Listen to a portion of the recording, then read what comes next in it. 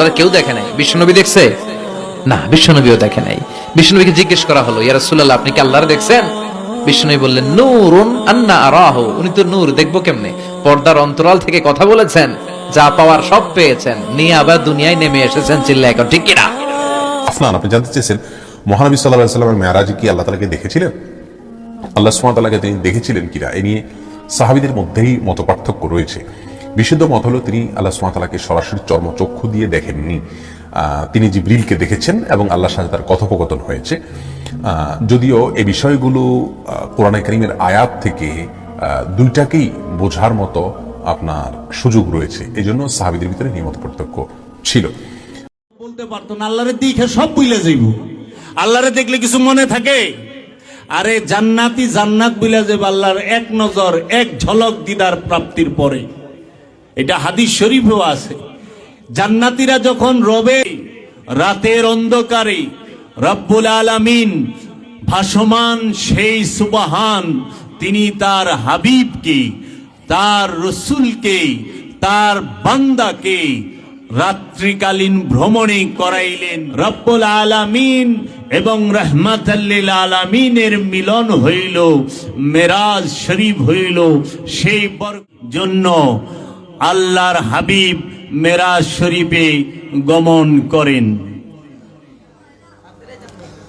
আমি এখানে একটু শরীয়ত রেখেই কথা বললাম।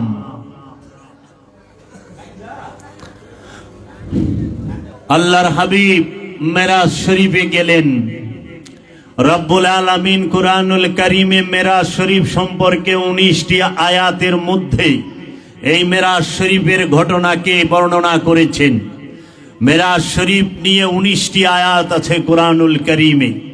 আল্লাহ রব্বুল আলামিন কুরআনুল কারীমের সর্বপ্রথমেই একটি যে সূরা আছে, সূরা বনী ইসরাঈলের সর্বপ্রথম যে আয়াতটি, সেই আয়াতটি দিয়ে বললেন, সুবহানাল্লাযী আসরা বিআবদিহি লাইলাম মিনাল মসজিদুল হারাম ইলাল মসজিদুল আকসা। সুবহানাল্লাযী, ভাসমান সেই সত্তা যিনি রব্বুল আলামিন, তিনি সুবহানাল্লাযী আসরা বিআবদিহি, ভাসমান সেই সত্তা যিনি তার আব্দকে, বান্দাকে। খেয়াল করেন বাবারা, এখানে বলা হয় নাই সুবহানাল্লাযী আসরা বিনবিহি, সুবহানাল্লাযী আসরা বিরুসুলিহি, সুবহানাল্লাযী আসরা বিওয়ালিহি বলা হয় নাই। নবী বলা হয় নাই, রসুল বলা হয় নাই, ওলি বলা হয় নাই, বলা হয়েছে কি বিআবদিহি লাইলাম মিনাল মসজিদুল হারাম। মসজিদুল হারাম, রাতের মধ্যে, রাতের অন্ধকারে রব্বুল আলামিন ভাসমান সেই সুবহান, তিনি তার হাবিবকে, তার রসুলকে, তার বান্দাকে রাত্রিকালীন ভ্রমণে করাইলেন। কোথা থেকে কোথায়? মসজিদুল হারাম থেকে মসজিদুল আকসায়। মেরাজ কোথা থেকে কোথায় হয়? মেরাজ শরীফ হয় মসজিদুল হারাম থেকে মসজিদুল আকসায়।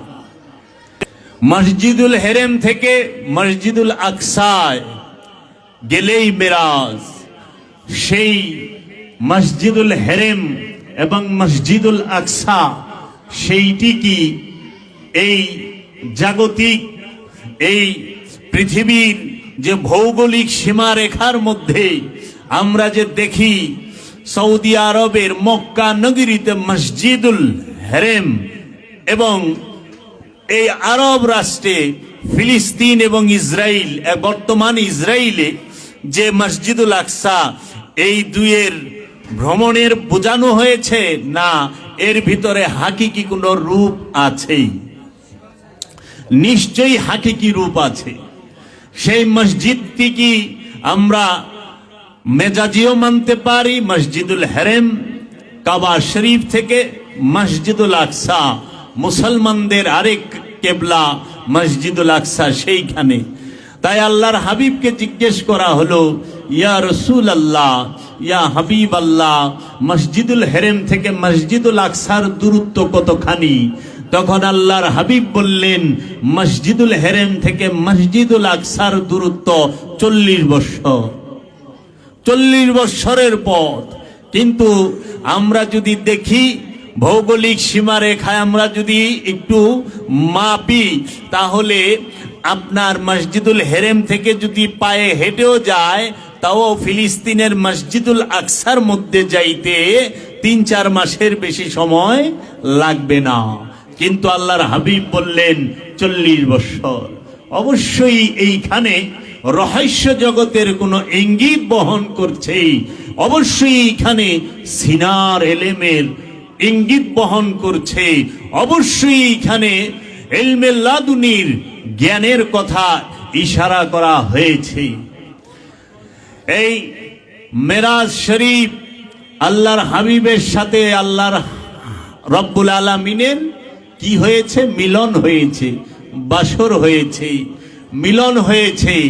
দলিল আল্লাহ বলতেছে, সুম্মা দানা ফাতাদাল্লা ফাকানা কাবা কাউসাইনি আও আদনা। অতঃপর আমরা আমার রসুলকে দুই ধনুকের মিলন স্থলে নিয়ে আসলাম, তার চেয়েও নিকটে, আও আদনা, একটি বৃত্তর ভিতরে নিয়ে আসলো। দেখেন, আমরা যে তীর ধনুক দেখি না, ধনুক হইল সেমি সার্কেল। 2টা ধনুক যখন এক করবেন, 1 সার্কেল। যখন সার্কেল হয় না, বৃত্ত হয় না, তখন আল্লাহ বলতেছেন, আও আদনা, বৃত্ত বানিয়ে নাও। একটি বৃত্তের মাঝে রব্বুল আলামিন এবং রাহমাতাল লিল আলামিনের মিলন হইল, মেরাজ শরীফ হইল। সেই বরকতময় রজনীটি আজকের রজনী, এই জগৎবাসীর জন্য রহমতের এই রজনী হচ্ছে এই শবে মেরাজের রজনী, নিয়ামতের রজনী হচ্ছে শবে মেরাজের রজনী, বরকতের রজনী হচ্ছে শবে মেরাজের রজনী। এই মেরাজ শরীফকে আজকে আমরা যদি যথাযথ ভাবে পালন না করতে পারি, আমরা হতভাগারাই এই রহমত, নিয়ামত, বরকত থেকে বঞ্চিত হব। এই রজনীটি অবশ্যই আমরা সকল মুসলমানেরা, আহলে বায়েতের প্রেমিকেরা, রসুলের প্রেমিকেরা যেন সর্বরাত্রি জেগে আল্লাহর হাবিবের দয়া, রাহমাতাল লিল আলামিনের রহমত এবং নিয়ামতের প্রাপ্তির জন্য ফরিয়াদ করি রবের দরবারে। আমি এক নাদান, আমি গুনাহগার, পাপী, আমি কিভাবে আল্লাহর হাবিবের ওই যে মেরাজ শরীফে রবের সাথে কি হইল সেইটা আমি কিভাবে বলি? কারণ আমি যে নাদান, আমার কাছে তো আমার এই দেহের খবরই নাই। আজকে আমরা যদি জিজ্ঞেস করি, আপনার কাছে কি কিতাবের এলেম আছে, ফুরকানের এলেম আছে? বাবা হ্যাঁ, কিতাবের এলেম আছে, সেটা কাগজ কালির ভাষার কিতাবের এলেম, বইয়ের এলেম। কিন্তু এই দেহ কিতাব, যেটা আল্লাহর কিতাব, আল্লাহর কিতাবও 2 প্রকার। একটি স্পষ্ট নূরময় কিতাব, আরেকটি হচ্ছে আলিফ লাম মিম জালিকাল কিতাব। একটি জালিকাল কিতাব, আরেকটি হইল কাজ্জাকুম মিনাল্লাহ নূর ওয়া কিতাবুম মুবিন। একটি জালিকাল কিতাব, একটা হলো কিতাবুম মুবিন, স্পষ্ট কিতাব একটা, জালিকাল কিতাব একটা। এই জালিকাল কিতাবটাই হচ্ছে, আর ওই স্পষ্ট কিতাবটাই হচ্ছে যুগের অবতার আল্লাহর ওলিরা, যারা স্পষ্ট কিতাব, যাদের কিতাব শিক্ষা দেবার জন্য রবের তরফ থেকে হুকুম দেওয়া হয়েছে। কি আমি আল্লাহ বলতেছে, আমি উম্মিয়িনদের মধ্য হইতে একজন রসুল নির্বাচন করেছি। উম্মিয়িনা রাসূলাম মিনহুম ইয়াতলু আলাইহিম আয়াতি ওয়া ইউযাক্কিহিম ওয়া ইউআল্লিমুহুমুল কিতাবা ওয়াল হিকমা। আমি রব আল্লাহ রব্বুল আলামিন, তিনি কি করলেন? একটি উম্মিয়িনদের মধ্য থেকে একজনকে রসুল নির্বাচন করলেন।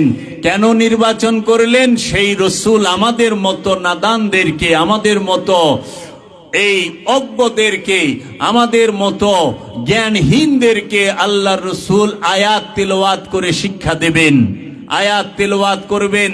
খেয়াল কইরেন বাবা, আমরা যে আয়াত পড়ি সেই আয়াত কি আল্লাহর রসুলের সময় ছিল, নাকি আল্লাহর রসুল নিজেই আয়াত?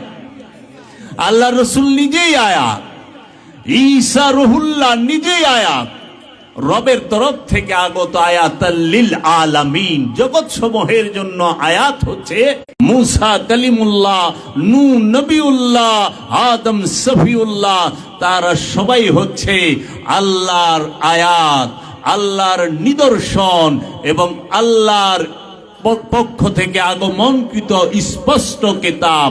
তাই আল্লাহর হাবিবকে আল্লাহ বললেন, হে আমার হাবিব, আপনি তাদেরকে আয়াত তিলাওয়াত করে শোনান এবং আপনি তাদের নফসকে ওয়ায়ুযাক্কিহিম, তাদের নফসকে পবিত্র করুন, ওয়ায়ুআল্লিমুহুমুল কিতাব, এবং তাদেরকে কিতাব শিক্ষা দিন। খেয়াল করেন বাবা, কিতাব শিক্ষা দিন। আল্লাহর হাবিবকে যখন বলতেছে, হে আমার রসুল, হে আমার হাবিব, আপনি তাদেরকে কিতাব শিক্ষা দিন, তখন কোনো বই ছিল না, কোন ভাষার কালির লেখায়, অক্ষরের লেখায়, কাগজ কালির ছাপানো কোনো প্রকার বই ছিল না। যে বই আল্লাহর রসুল এসে হযরত আবু বকর সিদ্দিককে, হযরত ওমরকে, হযরত উসমানকে পড়াবে, শেখাবে, সেই কিতাব কোন কিতাব? সেই কিতাব নূরময় কিতাব, আল্লাহর নূরি কিতাব। সেই আল্লাহর নূরি কিতাব কে? সরকারে দু আলম, আকায়ে নামদার, তাজদার মদিনা, আহমদ মুস্তফা, মুহাম্মদ মুস্তফা সাল্লাল্লাহু আলাইহি ওয়াসাল্লাম। তিনি নিজেই আল্লাহর নূরি কিতাব। তিনি বলেছেন, তোমরা আমার ধ্যান করো, আমার সাথে সংযোগ যোগাযোগ করো, আমার সাথে তোমরা সালাত করো, আমাকে ইমাম গ্রহণ করে আমার সাথে সালাত করো।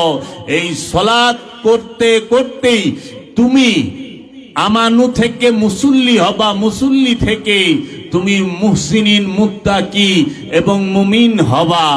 এবং তখন আল্লাহর রাসূল বলেন, আসসালাতু মিরাজুল মুমিনিন, সালাত হচ্ছে মুমিনদের জন্য মিরাজ। সেই সালাতটি হচ্ছে দায়মি সালাত, যেই সালাতটি রাসূলের সঙ্গে বর্তমান সর্বসময়ে উপস্থিত, সব সময়ে যে রাসূল উপস্থিত থাকেন, সেই রাসূলের সাথে, সেই ইমামের সাথে সংযোগ যোগাযোগ স্থাপন করে এই সালাতকে কায়েম করতে হয়, সর্বক্ষণ দায়েম করতে হয়। দায়েমের পরেই এই মুমিন যখন সালাত করে, ওই সালাতটাই তার জন্য মেরাজ। তিনি তার মাশুককে দেখতে থাকেন, তার ফরিয়াদ তার মাশুককে জানান, তার আকুতি তার মাশুককে জানান, তার সেজদা রুকু সব তার মাশুককে তিনি দেন।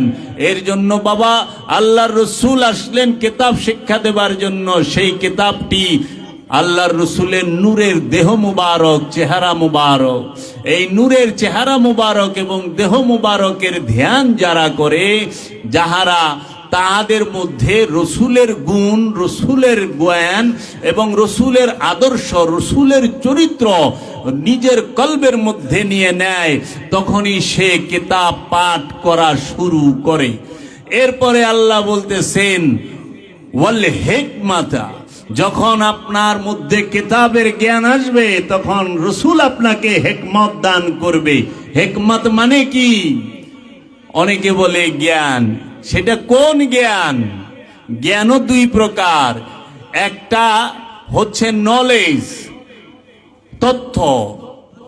আমরা বলি না যে আমাদের জ্ঞান আছে, সেই জ্ঞানটা কি? বাহিরগত, বাহিরের জ্ঞান। আমরা বাহিরের বই থেকে, কিতাব থেকে, কোরআন থেকে, হাদিস থেকে, সেইটা আমরা ভেতরে নেই। আরেকটা জ্ঞান আছে যেটা ভেতর থেকে বাহির হয়, যেটা ঈসা রুহুল্লাহ ভেতর থেকে বাহির করেছে ইনজিল নামে, যেইটা তাওরাত নামে মুসা কালিমুল্লাহ ভেতর থেকে বাহির করেছেন, যেইটা মহানবী মুহাম্মদ সাল্লাল্লাহু আলাইহি ওয়াসাল্লাম নিজের ভেতর থেকে বাহির করেছেন, যেটাকে কোরআন বলা হয়। এর জন্য কোরআন কিতাব, এই ফুরকান, এই সমস্ত জ্ঞানগুলো ভেতরগত। তাই আমরা দেখতে পাই আল্লাহর রসুল আমাদেরকে যে কোরআনুল করিম, কোরআনুল হাকিম, কোরআনুল মুবিন, কোরআনুল মাজিদ দিয়েছেন, সেইটি আল্লাহর হাবিবের রাহমাতাল্লিল আলামিনের কলব থেকে, সিনা থেকে, ভেতর থেকে বের হয়েছে। কোথা দিয়ে, কোন জায়গা দিয়ে? জবান মুবারক দিয়ে, ঠোঁট মুবারক দিয়ে। আল্লাহর রসুলের ঠোঁট মুবারক দিয়ে আল্লাহর বাণী বের হয়েছে। আল্লাহর রসুলের ঠোঁট মুবারক দিয়ে আল্লাহর বাণী বের হয়েছে। তাহলে আল্লাহর রসুলকে আল্লাহর সবচেয়ে বড় রহস্য নয়? কারণ আল্লাহ নিজেই বলতেছে, ইন্নাহু লা কাউলুন রাসূলিন কারীম, নিশ্চয়ই এই কোরআন হচ্ছে সম্মানিত রসুলের বাণী। সেই সম্মানিত রসুলটিকে আল্লাহর হাবিব মুহাম্মদ সাল্লাল্লাহু আলাইহি ওয়াসাল্লাম। এই আল্লাহর হাবিব মুহাম্মদ সাল্লাল্লাহু আলাইহি ওয়াসাল্লামের জবান মুবারকে আল্লাহর জবান মুবারক। কারণ আমরা আল্লাহর বাণী বলি আল কোরআনকে, সেই আল্লাহর বাণী আল কোরআন আল্লাহর হাবিব মুহাম্মদ সাল্লাল্লাহু আলাইহি ওয়াসাল্লামের পবিত্র জবান মুবারক দিয়ে, ঠোঁট মুবারক দিয়ে বের হচ্ছে, ভেতর থেকে বের হচ্ছে। তাই আল্লাহর যে কিতাব, নূরি যে কিতাব, স্পষ্ট যে কিতাব, আল্লাহর যে হিকমত, যেটা প্রজ্ঞার জ্ঞান, উইজডম, সৃষ্টির জ্ঞান, সেইটা ভেতর থেকে বের হয়। আর যেটা অনুসরণ, অনুকরণের জ্ঞান, যেটা নলেজ, যেটা তথ্য উপাত্ত, সেটা বাহির থেকে আমরা নিয়ে থাকি। এর জন্য এই সিনার জ্ঞানে জ্ঞানী কোনো কলেজ, কোনো ইউনিভার্সিটি, কোনো বিশ্ববিদ্যালয় থেকে আসে না। সিনার জ্ঞানে জ্ঞানী, সিনার এলেম কখনোই মাদ্রাসা থেকে, মাকতাব থেকে, মসজিদ থেকে আসে না। আসে কোথা থেকে? যিনি সিনার এলেম, সিনার জ্ঞানে জ্ঞানী, ওলিয়ে কামেল, মুর্শিদে মুকাম্মেল, যিনি রহনুমা, যিনি আল্লাহর, আমরা যাকে বলি পীর, ওলি, মুর্শিদ, গুরু, রসুল, নবী, আব্দুহু, তাহাদের থেকে এই সিনার জ্ঞান, সিনার এলেম অর্জন করতে হয়। এলেমও দুই প্রকার, জ্ঞানও দুই প্রকার। একটি সিনার এলেম, আর একটি মাথার এলেম, মস্তিষ্কের এলেম। একটি বইয়ের এলেম, আর একটি জিন্দা, এই যে সফিনা, স্পষ্ট আল্লাহর কিতাব, এই কিতাবের এলেম। এর জন্য আমরা সবাই বইয়ের জ্ঞান অর্জন করেছি, বইয়ের বিদ্যা অর্জন করেছি। আমরা কেউ ম্যাট্রিক পাস করেছি, ইন্টার পাস করেছি, অনার্স করেছি, মাস্টার্স করেছি। আবার কেউ আমরা কামিল পাস করেছি, দাখিল, কামিল, ফাজিল পাস করেছি। আমরা আল্লামা হয়েছি, মাওলানা, মুফতি, মুহাদ্দিস, মুফাসসির হয়েছি। কিন্তু এই কিতাবি জ্ঞান দিয়ে কখনো ওলি হওয়া যায় না। আল্লাহর ওলি বানায় কে? আল্লাহর ওলি। এর জন্য ওলির সহবতে থাকলে ওলি হয়। তাই তো মহানবীর সহবতে থাকলেই আলী হয়। মহানবীর সহবতে যে থাকে সে হয় আলী। আর মাওলা আলী কারামাল্লাহু ওয়াজহুর সহবতে যিনি থাকেন তিনি হয় হাসান বসরি, তিনি হয় ওয়াইস আল কারনি, তিনি হয় মাওলা হাসান, তিনি হয় মাওলা হুসাইন। এই জাতে পাক নূরে মুজাসসামের ধারক বাহক, সিরাজে মুনিরের ধারক বাহক হয় তারা। তাই ওই জাতির পাকের উপরে দরুদ ও সালাম পাঠ করা আল্লাহ রাব্বুল আলামিন ফরজ করে দিয়েছে। তাই আমরা সালাতের মধ্যেও পড়ি আল্লাহুম্মা সাল্লি আলা সাইয়্যিদিনা মুহাম্মদ ওয়া আলা আলে মুহাম্মদ, পড়ি না? আলে মুহাম্মদ। এই জগতে এই পর্যন্ত বাবা আদম থেকে নিয়ে এই পর্যন্ত যত সিনার জ্ঞানে জ্ঞানী এসেছেন, নূরে সিরাজম মুনিরার নূরে নূরময় হয়েছেন, সবাই রসুলের বংশ, আলে মুহাম্মদ। তাদের প্রত্যেকের উপরে আমরা দুরূদ পাঠ করি।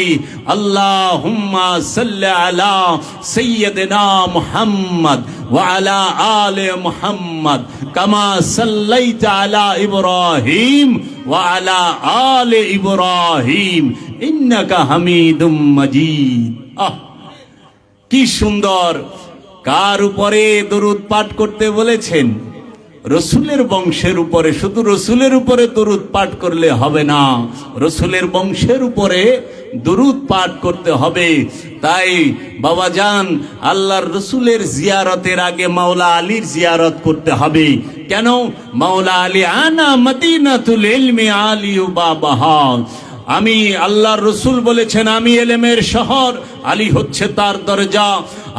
মাওলা আলী কারামাল্লাহু ওয়াজহু বলেছেন, আমি আল্লাহর রসুলের সাথে যদি কেউ একবার দেখা করতে চায়, মাওলা আলীর সাথে তার 2 বার দেখা করতে হবে। মাওলা আলীর সাথে 2 বার দেখা করা ছাড়া আল্লাহর রসুলের সাথে কেউ দেখা করতে পারবে না। কারণ এলেমের শহরই দরজাই হলো মাওলা আলী। যেই শহরের দরজা মাওলা আলী হয়, তাহলে সেই শহরটা কত বড় হয়। যেই শহরটার দরজারই এত শক্তি, এত ফজিলত, এত কুওয়াত, সেই শহরের ফজিলত কি!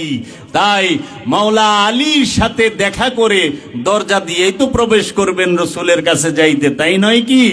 তাইলে দরজা দিয়ে গেলে, দরজা যদি মাওলা আলী হয়, যাইতে সময় মাওলা আলীর লগে দেখা। আল্লাহ রসুলের শহর থেকে ইলম অর্জন করেছেন, এখন বের হবেন, তাও তো মাওলা আলীর সাথে দেখা করতে হবে। দরজার সাথে দেখা না করে তো বের হওয়া যায় না। তাই কাজেই আপনি আওলাদে রসুল, আলে রসুলকে ছেড়ে কখনোই আল্লাহ পর্যন্ত পৌঁছতে পারবেন না, রব পর্যন্ত পৌঁছতে পারবেন না। ওলিয়ে কামেলের দয়া ছাড়া, ওলিয়ে কামেলের শিক্ষা ছাড়া কখনোই এই দেহ কিতাব কিভাবে পাঠ করে সেটা জানবেন না। আপনি কিভাবে এই রহস্যময় কিতাবের জ্ঞান অর্জন করতে হয় সেটা জানবেন না, যদি না আপনার মুর্শিদ সে দয়া করে এই দেহ কিতাব পাঠ করা না শেখায়। আমরা যেরকম স্কুল, কলেজ, মাদ্রাসার মধ্যে যখন আমরা শিক্ষা অর্জন করতে যাই, আমরা যখন মাতৃভাষা শিখি, কি বাংলা, ইংরেজি, আরবি, আমরা সরায়া পড়া শিখছি না? অক্ষর পরিচয় জানতে হয়েছে না? তো অক্ষর পরিচয় কি নিজে জানছি, না মা বাবা অথবা শিক্ষক মিলে অক্ষর পরিচয় জানিয়েছে? নাকি গুরু ছাড়া কেউ অক্ষর পরিচয় জেনেছে? আজ পর্যন্ত কেউ আলিফ বা তা সা এই অক্ষর পরিচয়, আরবি ভাষা শিখতে, আরবি ভাষা পড়ার জন্য, আরবি ভাষা লেখা শিখার জন্য কেউ কি নিজে নিজে শিখতে পারছে? পারে নাই তো, গুরুর কাছে যাইতে হইছে। তাইলে বই পড়া শিখাইছে কে? হুজুরে, মক্তবের আলেমে, কারি সাহেবে, হাফেজ সাহেবে, তাই না? তাহলে পরে ইংলিশ মিডিয়ামেও যারা পড়েন, ইংরেজি ভাষা শিখতেও তো যাইতে হইছে আপনাকে শিক্ষকের কাছে, উস্তাদের কাছে। তাহলে দেহ কিতাব পাঠ করবেন, গুরুর কাছে যাইবেন না? না গুরুর কাছে না যায়া, অলির কাছে না যায়া সোজা মেরাজে যাইবার চাইবেন? সোজা মেরাজে যাওয়া যাবে? সোজা মেরাজ সালাত শিক্ষা যাবে? সালাতও শিখতে হবে ইমামের কাছ থেকে। এই দেহ কিতাব পাঠ করা শিখতে হবে ইমামের কাছ থেকে। কথার মাঝে খোদা নাই, খোদার মাঝে কথা নাই। দয়াল বাবা জাহাঙ্গীর আমার মুর্শিদ বলেছেন, কিছু কথা মুখস্থ করে একজনকে তর্কে হারিয়ে দিতে পারবা। তুমি অনেক তথ্য তোমার কাছে আছে, কেউ পারে না তোমার সাথে তর্কে বাহাসে। কিন্তু বাবা জানিয়ে রাখো, তুমি সত্য বিন্দু মাত্র জানো না। কারণ তুমি বাহিরের অনেক তথ্য তোমার কাছে আছে, তোমার ভেতরের নিজের তথ্য নাই। নফি ইসবাতের জ্ঞান নাই তোমার। শহুদ, ওজুদ, ওয়াহিদাতুল ওজুদের জ্ঞান নাই তোমার কাছে। নফি ইসবাতের জ্ঞান নাই তোমার কাছে। রু নফসের জ্ঞান নাই তোমার কাছে। খান্নাস রূপী শয়তানের পরিচয় জানা নাই তোমার। দয়াল বাবা জানা আসতেছে। তাই আমরা যেন সবাই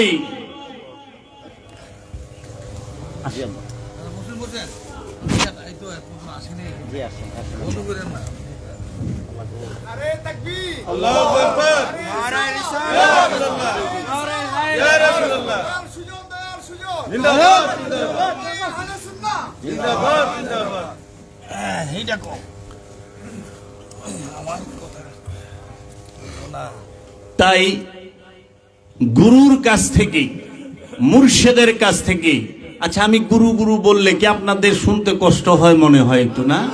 হিন্দু হিন্দু গন্ধ আসে। বাবা এটা হিন্দুও না মুসলমানও না, গুরু মানে হলো বাংলা ভাষা। গু মানে অন্ধকার, রু মানে আলো। অন্ধকার থেকে যিনি আলোর পথে নিতে পারেন তিনিই গুরু। এই বাংলা ভাষায় গুরু বলা হয়। এই গুরুকে যদি আপনি আরবি করেন, আপনি যদি আরবিতে নেন, তাহলেই হয়ে যাইব শেখ। শেখ শেখ কইলে খুব ভালো লাগা। আমাদের শেখ আমাদের কাছে এখন, আমাদের প্রাণপ্রিয় শেখ আমাদের পাশে উপস্থিত আছে, আমাদের সম্মুখে উপস্থিত আছে। এই কথা বললে খুব ভালো লাগে। ইসলাম ইসলাম মনে হয়, মুসলমান মুসলমান মনে হয়। যদি বলি দয়াল গুরু চান আমার পাশে, আমাদের সামনে বৈশা রয়েছে, তখন বলে হিন্দু নাকি? আসলে বিষয়টা কিন্তু হিন্দু মুসলমান করছে হইল ভাষা দিয়া। এটা আমি বাঙালি, আমার মাতৃভাষা বাংলা, আমি বাংলাদেশে জন্মাইছি, তাই আমরা বাংলা বলি। কারণ আমি বাংলা বললে বুঝতে সহজ হবে, আরবি ভাষাটা সবার বোঝা সম্ভব না। এই জন্য আমরা ভাঙ্গা ভাঙ্গা চেষ্টা করি একটু বোঝানোর জন্য। সারা জীবন খান্নাস খান্নাস করলাম, জানলামই না খান্নাস কি। খান্নাস মানেই কুমন্ত্রণা, খান্নাস মানেই কামনা, কামনাকে খান্নাস বলে। এখন সবাই বুঝে, আরে আমার তো কামনা আছে, তার মানে আমার সাথে খান্নাস আছে। এতদিন খান্নাস খান্নাস কইছি, মনে করছি এটা বোধহয় ওই দেশের লোক, অন্য দেশের লোক। আমরা চিনি জুড়ি না, জানি জুড়ি না, এটা আবার কেরা, এটা চিনতে হইব। আসলে মানুষ নিজেই যে খান্নাস হয়ে বয়ে রয়েছে, এইটা সে কখনো স্বীকার করতে চায় না। এর জন্য জাতি ধর্ম বর্ণ নির্বিশেষে সকল ধর্মের সকল মানুষের মধ্যে শয়তান খুব শক্তি নিয়ে বৈশা রয়েছে যে রূপটাতে, সেই রূপটার নাম হচ্ছে খান্নাস। এই খান্নাস রূপে জাতি ধর্ম বর্ণ নির্বিশেষে সকল মানুষের মধ্যেই থাকে। তাই বাবা যান, এই মেরাজ শরীফের রাত্র, এই মেরাজ শরীফের মধ্যে যে বর্ণনা এসেছে 19টি আয়াতে, তার মধ্যে আমি প্রথম আয়াতটি পাঠ করেছি, ওমা ইয়ান্তিকু আনিল হাওয়া। আল্লাহ কি বলছেন? আমার হাবিব রাহমাতাল লিল আলামিন জীবনেও একটি কথা নিজের ইচ্ছায় বলেন নাই। আল্লাহ রব্বুল আলামিন যাহা বলতে বলেছেন তাহাই আল্লাহর হাবিব বলেছেন। খুব খেয়াল করেন বাবা, আল্লাহর হাবিব সম্পর্কে আল্লাহ বলেছেন সূরা নজমের মধ্যে। আপনারা খুলে দেখবেন, সূরা নজম পাঠ করবেন। সূরা নজমের 1 নম্বর আয়াত থেকে 18 নম্বর আয়াত পর্যন্ত পাঠ করবেন। ওইখানে দেখবেন আল্লাহ বলতেছেন, ওয়ামা ইয়ান্তিকু আনিল হাওয়া। আমার হাবিব জীবনে একটি কথাও আমার ইচ্ছা ছাড়া বলে নাই। নিজের ইচ্ছা থেকে আমার হাবিব কোনো কথা বলে নাই।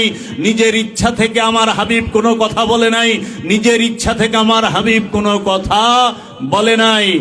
ও বাবারা, তাহলে জীবনে একটি কথাও বলে নাই। এই আয়াত দিয়ে বোঝা যায় আল্লাহর হাবিব কি 40 বছরে নবুয়ত পাইছে? নাউজুবিল্লাহি মিন যালিক। পাইছে মানে কি? যারা বলে 40 বছরে নবুয়ত পাইছে, সারা সারবুল। কারণ আল্লাহর কোরআনে বলতেছে, ওমা ইয়ান্তিকু আনিল হাওয়া। আমার হাবিব জীবনে একটি কথা নিজের ইচ্ছায় বলে নাই। তার মানে আল্লাহর হাবিবের আগমনের সঙ্গে সঙ্গে আল্লাহর হাবিব যেই বাণীটি বলেছেন, যেই কথাটি বলেছেন, ওইটাই আল্লাহর ইচ্ছায় বলছে, এবং আল্লাহই বলাইছে, এবং আল্লাহই বলতে বলছে, এবং আল্লাহ নিজেই কইছে। তাহলে আল্লাহর ইচ্ছা ছাড়া যে জীবনে একটি কথা বলে না, তারে 40 বছরে নবুয়ত প্রদান করলো কে? এইটা ওয়াহাবিদের সূক্ষ্ম চক্রান্ত। আমি সারা কোরআনের শুরু থেকে শেষ পর্যন্ত পাঠ করেও একবারও পাইনি আল্লাহর রসুল কি তিনি 40 বছরে নবুয়ত পাইছে। এটা ভুল তথ্য, এটা ইহুদিদের সূক্ষ্ম চক্রান্ত। কারণ আপনাকে একটু বলি, সূরা মরিয়মের 29 নম্বর আয়াত খুলবেন। আল্লাহ রব্বুল আলামিনের নবী, আল্লাহ রব্বুল আলামিনের রসুল বলতেছেন হযরত ঈসা রুহুল্লাহ, তিনি বলতেছেন ইন্নী আব্দুল্লাহ, আমি আল্লাহর বান্দা। 3 দিনের শিশু দুল্লায় শুয়া তার কওমের কাছে বলতেছে ইন্নী আব্দুল্লাহ, আমি আল্লাহর বান্দা। আতানিয়াল কিতাব, আমাকে আল্লাহ কিতাব দিয়েছে, আমি কিতাব নিয়ে এসেছি। ওয়া জাআলনি নবিয়্যান, আমাকে আল্লাহ নবী হিসেবে মনোনীত করেছেন, নির্বাচিত করেছেন। 3 দিনের শিশু দুল্লায় শুয়ে বলতেছে আমি আল্লাহর বান্দা, আমাকে রব কিতাব দান করেছে এবং আমি আল্লাহর নবী হিসেবে মনোনীত হয়েই এসেছি, নবী হিসেবে আল্লাহ আমাকে প্রেরণ করেছে। বাবা ঈসা আলাইহিস সালাতু ওয়াস সালামেরও নবী মুহাম্মদ সাল্লাল্লাহু আলাইহি ওয়াসাল্লাম, তিনি কিভাবে 40 বছরে নবী হয়? মাথায় তো ধরে না। আল্লাহ কুরআনুল মাজিদে বলতেছে ওমা আরসালনাকা ইল্লা রাহমাতাল লিল আলামিন, হে আমার হাবিব আপনি জগৎ সমূহের রহমত, আমি আপনাকে জগতের রহমত হিসেবে প্রেরণ করেছি। জগতের রহমত কে? রাহমাতাল লিল আলামিন। রহমত কি 1450 বছর ধরে এসেছে? বাবা রহমত কি 1450 বছর ধরে চালু হয়েছে? না এই কুল কায়নাত সৃষ্টির আগে থেকেও রহমত ছিল? জান্নাতের সৃষ্টির আগেও রহমত ছিল, জাহান্নামের সৃষ্টির আগেও রহমত ছিল, জিনের সৃষ্টির আগেও রহমত ছিল, ফেরেশতার সৃষ্টির আগেও রহমত ছিল, ইনসানের সৃষ্টির আগেও রহমত ছিল, আসমান জমিন সৃষ্টির আগেও রহমত ছিল, কুল কায়নাত সৃষ্টির আগেও রহমত ছিল। কারণ এই বিশ্ব জগতের এই সমগ্র সৃষ্টির রাজ্যের এই পৃথিবীতে যত সৃষ্টি আছে সমস্ত কিছুর রবকে আল্লাহ রব্বুল আলামিন, আল্লাহ হচ্ছে সমস্ত আলমের রব, আর রাহমাতাল লিল আলামিন সমস্ত আলমের রহমত। মুহাম্মদ সাল্লাল্লাহু আলাইহি ওয়াসাল্লাম সারা জগতের রহমত, সমস্ত আলমের রহমত, আর সমস্ত আলমের রব রব্বুল আলামিন, আর মাওলায়ে কায়নাত সমস্ত জগতের মাওলা, মাওলাউল আলামিন আলী, মাওলা আলী কারামাল্লাহু ওয়াজহু। তাই আল্লাহ রব্বুল আলামিন মুহাম্মদ সাল্লাল্লাহু আলাইহি ওয়াসাল্লাম রাহমাতাল লিল আলামিন, আর মাওলা আলী কারামাল্লাহু ওয়াজহু হচ্ছেন মাওলাউল আলামিন। কারণ আল্লাহর রসুলই বলছেন মান কুনতু মাওলাহু ফাহাজা আলিউন মাওলাহু, আমি যার মাওলা এই আলীও তার মাওলা। তাইলে জগতে এমন কে আছে আল্লাহর হাবিবকে মাওলা রূপে গ্রহণ করে না? সবাই করে, মাখলুক করে, শুধু ডক্টর আবুল হেকাম মাওলা রূপে গ্রহণ করে নাই। আপনারা চিনেন ডক্টর আবুল হেকামকে? ইনি কিন্তু ডক্টরেট, এই নামটা সবাই চিনবেন না, কিন্তু তার আরেকটা নাম আছে মিস্টার আবু জেহেল, ডক্টর আবু জেহেল। এই ডক্টর আবু জেহেল তিনি কিন্তু আপনার আল্লাহর রসুলকে মাওলা রূপে মানে নাই, মাওলা আলীকে মাওলা রূপে মানে নাই। তাই বাবারা আমরা রসুলের সম্পর্কে আগে বুঝি। রসুল আর কোনদিন আমরা কি কেউ বলবো যে রসুল 40 বছরে নবুয়ত পেয়েছে? না না না, আদম নবী নবী হয়ে এসেছেন, আদম নবী রসুল হয়ে এসেছেন, ঈসা নবী রসুল হয়ে এসেছেন, নবী হয়ে এসেছেন, ইব্রাহিম নবী নবী হয়ে এসেছেন, রসুল হয়ে এসেছেন, ইসমাইল নবী নবী হয়ে এসেছেন, রসুল হয়ে এসেছেন। আল্লাহ নিজে বলছেন হে আমার হাবিব আপনি আপনার কিতাবের মধ্যে ইব্রাহিমের জিকির করুন, ওয়াজকুরু ফিল কিতাব ইব্রাহিম, আপনার কিতাবের মধ্যে ইব্রাহিমের জিকির করুন। হে আমার হাবিব আপনি আপনার কিতাবের মধ্যে ইসমাইলের জিকির করুন। হে আমার হাবিব আপনি আপনার কিতাবের মধ্যে নূহের জিকির করুন। হে আমার হাবিব আপনি আপনার কিতাবের মধ্যে ইয়াহিয়ার জিকির করুন। হে আমার হাবিব আপনি আপনার কিতাবের মধ্যে জাকারিয়ার জিকির করুন। হে আমার হাবিব আপনি আপনার কিতাবের মধ্যে সুলাইমানের জিকির করুন। হে আমার হাবিব আপনি আপনার কিতাবের মধ্যে ইসহাক ইয়াকুবের জিকির করুন। হে আমার হাবিব আপনি আপনার কিতাবের মধ্যে ইউসুফের জিকির করুন। এইটা কোন কিতাব? এই দেহ কিতাব।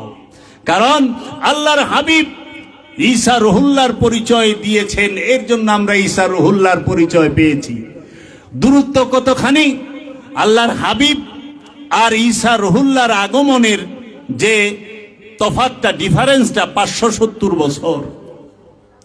570 বছর পরে, ঈসা রুহুল্লাহর 570 বছর পরে মহানবী মুহাম্মদ সাল্লাল্লাহু আলাইহি ওয়াসাল্লামের আগমন।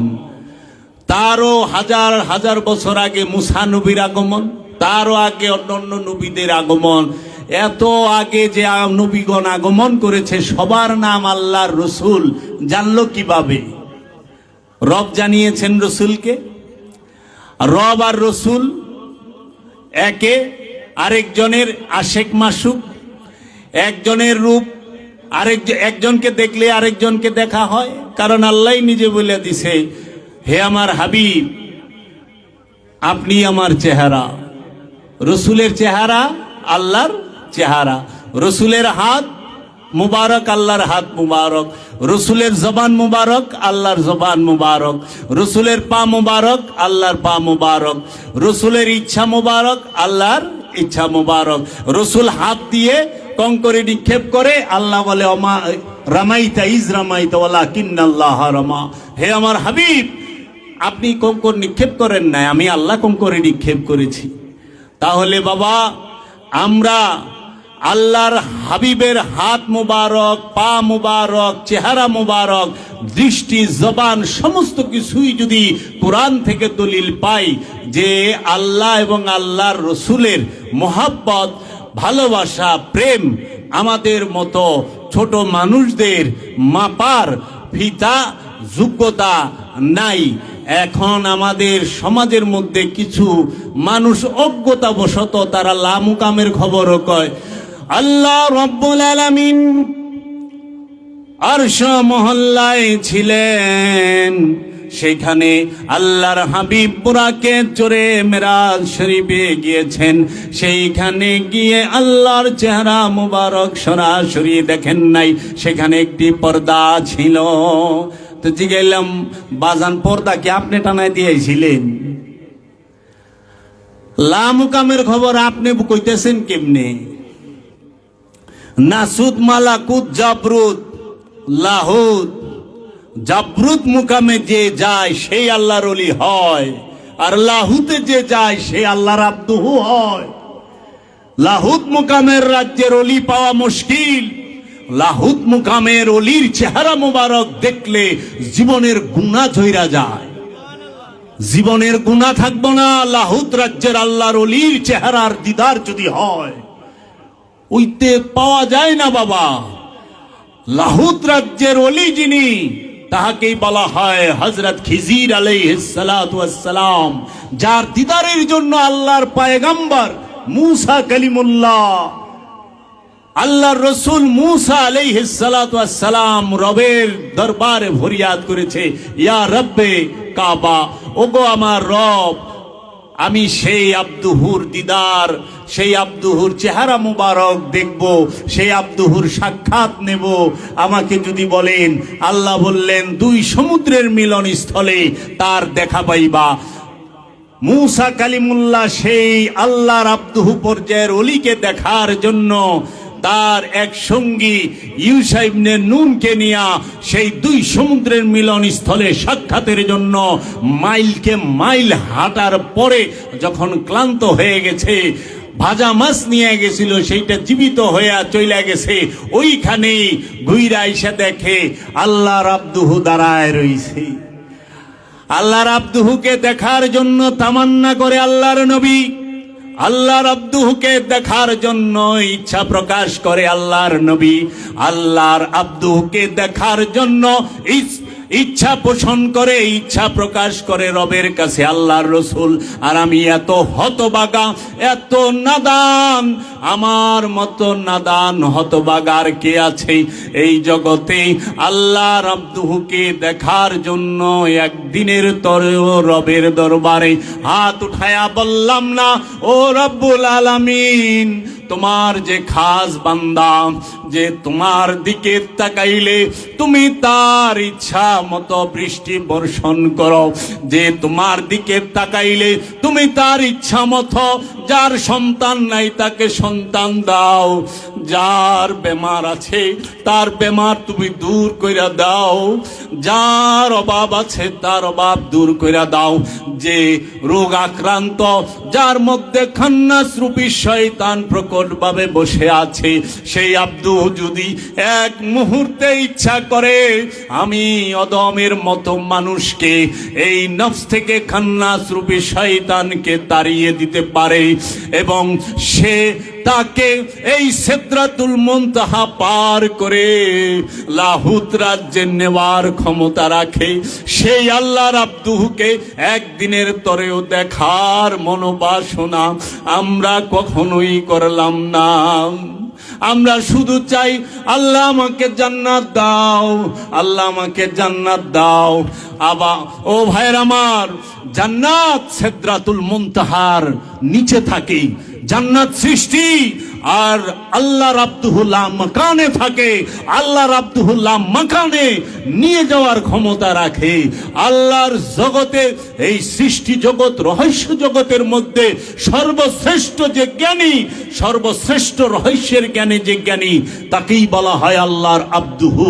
তাই আমার দয়াল নবী সরকারে দু আলম, নূরে মুজাসসাম, সৈয়দুল আম্বিয়া, ইমামে মুরসালিন, খাতামান নবীন, আবুল কাশেম মুহাম্মদ মুস্তাফা আহমদ মুস্তাফা সাল্লাল্লাহু আলাইহি ওয়াসাল্লাম, তিনি চারটি গুণে গুণান্বিত।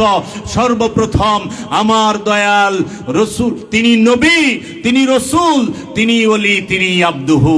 এর জন্য সর্বশ্রেষ্ঠ নবীকে মুহাম্মদ সাল্লাল্লাহু আলাইহি ওয়াসাল্লাম, যাহারা নবী আলাইহিস সালাতু ওয়াস সালাম, তারা সবাই আল্লাহর হাবিবকে সম্মান করে, শ্রদ্ধা করে, ইজ্জত করে।